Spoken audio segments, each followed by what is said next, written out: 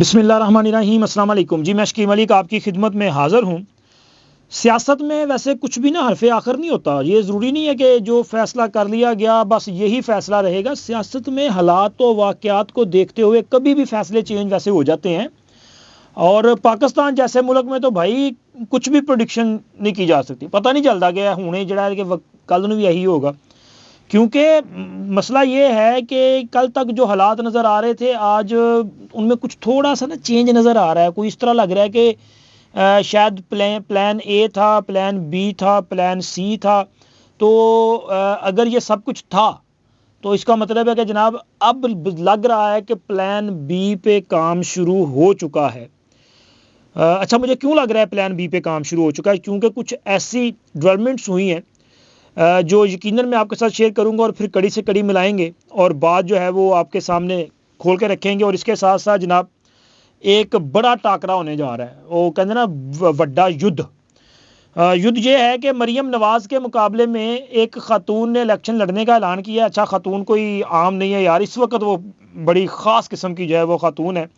और ये ऐलान सुन के मुझे भी लग रहा था कि जी फिर लाहौर दे विच चंगा दंगल होएगा और लोग जो हैं वो इस आने वाले इलेक्शन में होने वाली अगर हुई तकरीरें तो फिर इन तकरीरों में क्या क्या बातें हो सकती हैं वो जब मैं नाम आपके सामने रखूँगा आपको अंदाज़ा हो जाएगा। तो वीलॉग में आगे बढ़ते हैं और तफसीलात आपके साथ शेयर करनी है। लेकिन उससे पहले वही दरख्वास्त है तो आप दोस्तों से, एक तो जनाब आपका बहुत शुक्रिया कि आप लोग सपोर्ट कर रहे हैं और हमारे चैनल को सब्सक्राइब भी कर रहे हैं साथ साथ। लेकिन जिन दोस्तों ने अभी तक चैनल को सब्सक्राइब नहीं किया उनसे ये गुजारिश है कि आप चैनल को सब्सक्राइब कर दें और वीडियो को लाइक और शेयर भी ज़रूर किया करें। कमेंट्स बॉक्स में अपनी राय का इजहार भी ज़रूर किया करें। तो जनाब वीलॉग के आगाज़ में सबसे पहले एक ख़बर मैं आपको बताता चलूँ कि 9 मई की साजिश यानी कि 9 मई जलाओ घिराओ के जो मुकदमात हैं उनमें कोई एक नहीं काफ़ी सारे मुकदमात हैं। और अब हमें भी भूल गया, सच्ची गल है, याद भी नहीं है कि किन्ने के मुकदमात ने। क्योंकि एक ही बंदे को कई बार जो है हमने कहा कि जी फ़लाँ मुकदमे में इश्तिहारी हो गया, फ़लाँ में इनके ख़िलाफ़ जो वो प्रॉपर्टी ज़ब्त करने की कार्रवाई का आगाज़ कर दिया गया, फ़लाँ में इनकी जो प्रॉपर्टीज़ हैं जायदाद हैं वो मांग ली गई, तफसीलात मांग ली गई। तो कसम वाली गल है कि वाकई भुल गए हैं कि किन्ने के मुकदमात ने। एक और जनाब जो 9 मई का मुकदमा है जलाओ घिराव का, और ये भी इंसदाद दहशतगर्दी की अदालत में इस पर समाअत थी। लेकिन क्योंकि तहरीक इंसाफ के लोग जो हैं वो भागे हुए हैं तो जो इश्तिहारी लोग हैं उनमें हमाद अज़हर और मियाँ असलम इकबाल समेत मजमूई तौर पे यहाँ पे जो है वो कोई 7 के करीब ऐसे लोग हैं कि जिन्हें 9 मई के जलाओ घिराव के मुकदमे में जो है वो इश्तिहारी करार देने की कार्रवाई का आगाज़ कर दिया गया है। और इसमें तफसीलात मेरा ख्याल आपको समझ ही है। जब इश्तिहारी करार देने की तफसीलात वो कार्रवाई शुरू होगी तो फिर आगे बात बढ़ेगी कि इनके बाकायदा पोस्टर लगने शुरू होंगे। फिर इनको इसलिए कि जब मतलब ये मजबूर हो के वापस आ जाओ तो इनकी वो जायदाद वगैरह की तफसीलात मांग ली जाएंगी, फिर वो ज़ब्त वगैरह भी हो सकती हैं। तो ये प्रोसेस जो है वो कंटिन्यू प्रोसेस है, ये चलता रहेगा जब तक ये लोग वापस नहीं आएंगे। और अब मुझे लग रहा है कि इनकी वापसी बड़ी जल्दी हो जानी है। उसकी वजह यह है कि भाई मैदान सज गया ना और इलेक्शन का बाज़ाब्ता तौर पे आगाज़ हो चुका है। नॉमिनेशन पेपर्स लिए जा चुके हैं और उनको फाइल जो है वो करने का प्रोसेस भी आज से स्टार्ट है। आज से लोग जो है अपने जो कागजात नामजदगी है वो जमा करवाना शुरू करेंगे। हाँ, चूँकि इसमें मजमूई तौर पे 3 दिन है ना, आज का दिन है, कल का और परसों का दिन है, तो लिहाजा आज भी लोग जमा कागज़ करवाएंगे। लेकिन कल और परसों जो है आपको इसमें काफ़ी गहमा गहमी और रश नज़र आएगा और बड़े बड़े जो सियासी पहलवान हैं वो अपने कागजात नामजदगी जमा करवाते हुए दिखाई देंगे। अच्छा, इसमें कागजात नामजदगी जमा करवाते हुए शायद आपको बड़े पहलवान नज़र ना आए क्योंकि इलेक्शन कमीशन की तरफ से जो ज़ाब्ता अखलाक जारी किया गया है या कुछ वो जो कहते हैं ना अपना शराइत वगैरह, उनमें यह है कि जी जो सूबाई असम्बली का उम्मीदवार होगा उसका उस सूबे का वोटर होना ज़रूरी है और उसके तायद और तजवीज़ कुनुंदा का उस हल्के से होना ज़रूरी है। और नॉमिनेशन पेपर लेने के लिए फ़ाइल करने के लिए उनका कोई तजवीज़ करदा बंदा भी जो है ना वो जमा करवा सकता है।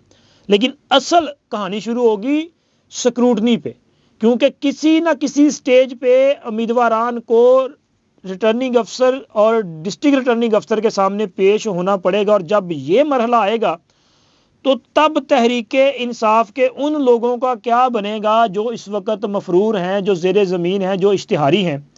तो जनाब अली उनका बुरा टाइम शुरू होने जा रहा है। वैसे सियासतदानों के लिए ना सबसे जो अच्छा टाइम होता है ना वो इलेक्शन होता है, क्योंकि सियासतदान खुल के अपनी जो सलाहियतें हैं वो अवाम के सामने रख सकते हैं और अपना अवाम के साथ उनका जो रिलेशन है वो ज़्यादा बिल्ट होता है, वो राब्ते ज़्यादा बढ़ते हैं।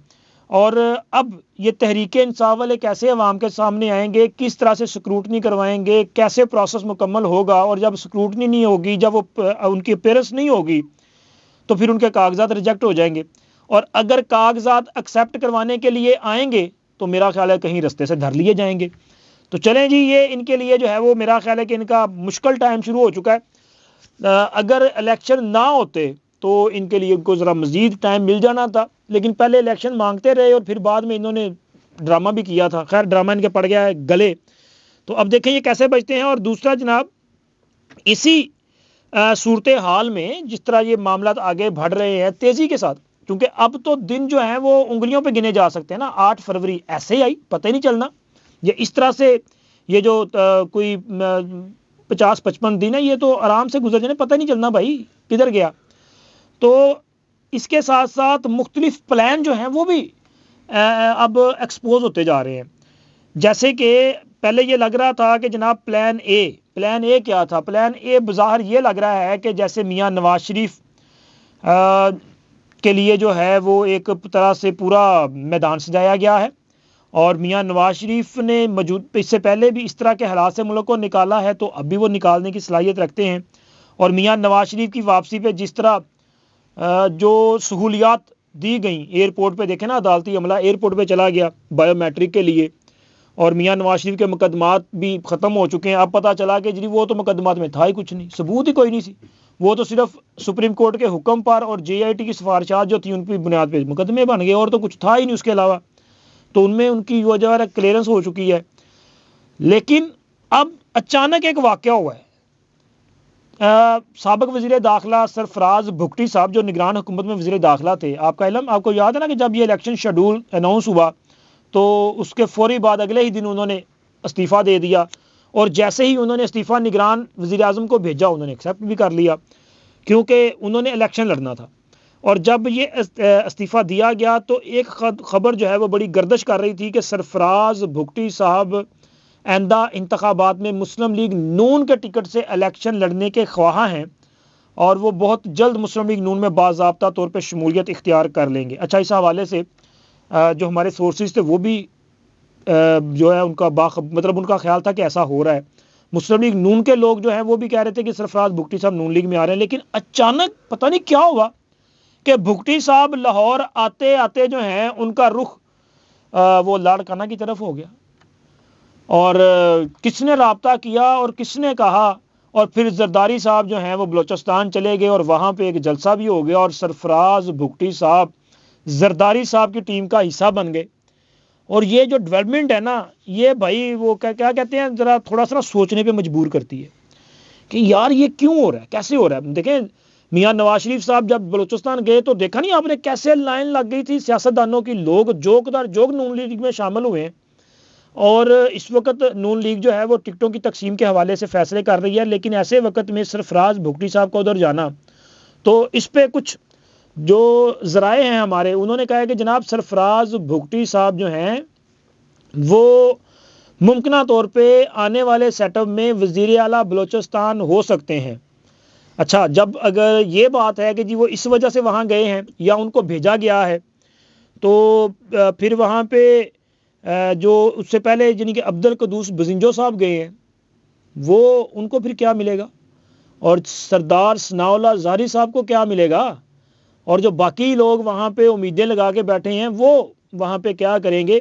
तो ये सवाल अपनी जगह पे मौजूद है, लेकिन जनाब सरफराज भुगटी का जाना जो है वो एक इशारा ज़रूर है कि वाकई कोई ना कोई प्लान बी हो सकता है जिस पर अमल दरामद किया गया है या वो पैगाम दिया गया है। क्योंकि मियाँ नवाज शरीफ इन दिनों जो बातें कर रहे हैं तसलसल के साथ, वो एस्टेब्लिशमेंट जो नहीं चाहती वो बातें कर रहे हैं। मियाँ नवाज शरीफ ने कल भी अपनी वो जो मीटिंग्स हो रही हैं मतलब जो उम्मीदवारान के साथ पार्लिमानी बोर्ड की, उसमें उन्होंने फिर कहा, उन्होंने वो तो डिक्टेटर्स के खिलाफ भी आवाज़ उठा रहे हैं, वो उन जजिस के खिलाफ भी बात कर रहे हैं जिन्होंने उनकी हुकूमत के खिलाफ फैसले दिए, उनकी नाअहली का फैसला दिया। तो वो कहते हैं कि जनाब जिन्होंने आइन तोड़ा, जिन्होंने जमहूरियत पर शब खून मारा, उन लोगों के खिलाफ जजिस ने दीवार बनने की बजाय, उनका रास्ता रोकने की बजाय उनको हार पहनाए। यानी कि मियाँ नवाज शरीफ तो बार बार ये बात कर रहे हैं और ये इंदिया दे रहे हैं कि भाई हम कल को जब आएंगे तो हम तो इन लोगों के खिलाफ कानून के मुताबिक कार्रवाई करेंगे और इनसे एहतसाब होगा, हिसाब लेंगे। तो जब वो ये बातें करेंगे तो फिर मुझे लग रहा है कि शायद प्लान बी जिन्होंने बनाया है वो मियाँ साहब को पैगाम दे रहे कि मियाँ साहब जो इंज तो फिर इंज सही, फिर साढ़े को देखो ना यह भी तो ऑप्शन मौजूद है।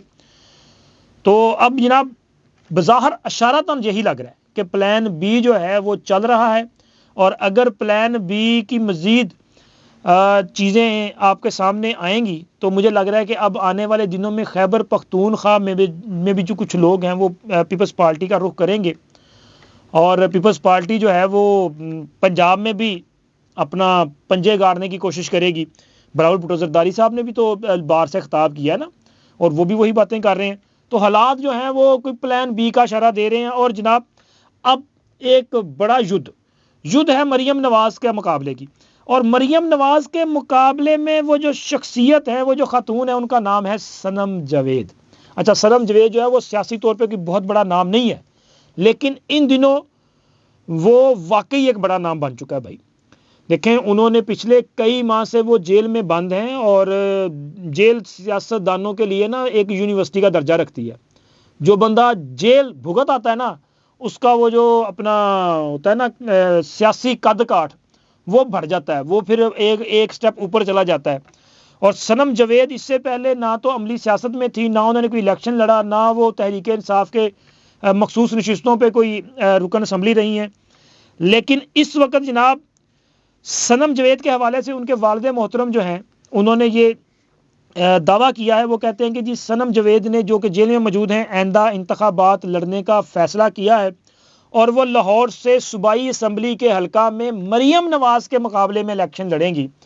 अब सनम जावेद और मरियम नवाज़, और सनम जावेद वो है कि जो मरियम नवाज़ के हवाले से बड़ी सख्त ज़ुबान इस्तेमाल करती हैं।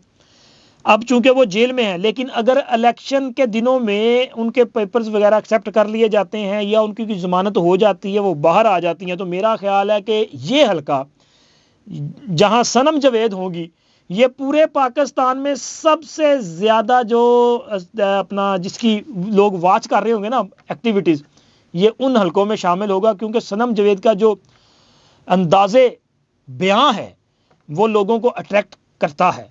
और सनम जावेद एक तरह से वो बन चुका है कि जी वो मरियम के खिलाफ बड़ी सख्त ज़ुबान इस्तेमाल करती हैं। तो मुझे लग रहा है कि फिर गल जड़ी ना बहुत अगे चली जानी है। देखें सनम जावेद को वाकई मौका मिलता है या नहीं मिलता, लेकिन जनाब ये खबर बड़ी मज़ेदार थी, इसलिए मैंने सोचा आपके साथ शेयर कर दें। आप ज़रूर अपनी राय का इजहार कीजिएगा, और एक बार फिर दरख्वास्त है कि चैनल को सब्सक्राइब करना ना भूलिएगा। अब तक के लिए इतना ही, अल्लाह हाफिज़।